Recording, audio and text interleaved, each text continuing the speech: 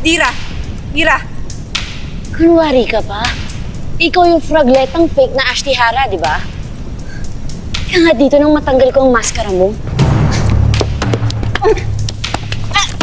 Daddy! Hindi ako isang uwad, Lira. Anong tunay na naganap dito? Magpaliwanag kayo. Boss, totoo. Ikaw nga yung tunay na Ashley Hara namin? At anong yung patunay? Sapat na ba ang patunay na ito?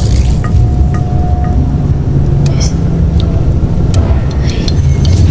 Ashley, thank you, Lord. Sorry po, sobrang... Sorry yung sa mukha niyo. Kinalamay ko yung mukha ninyo, patawad po. Kasi naman po may pumasok pong kaaway sa atin dito. Tapos nagpanggap po siyang ikaw. Kaya akala namin ni Mira. Kalokohan, Lira!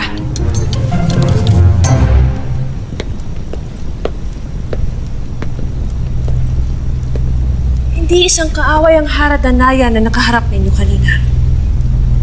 Kung hindi ako. Nagpanggap akong ikaw, Danaya, upang subukin ang talas ng isip ni Mira at Lira.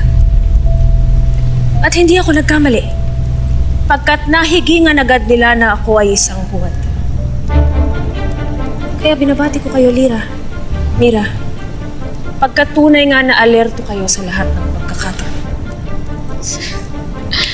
Pagsubok lang pala Ikaw talaga, Ashley. Pinapakabango kami ni Mira ng ganun.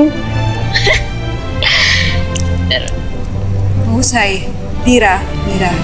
Ngunit maiwan ko na kayo dahil may pag-uusapan pa kami libre. Pirena, ibig mo bang sumama sa amin?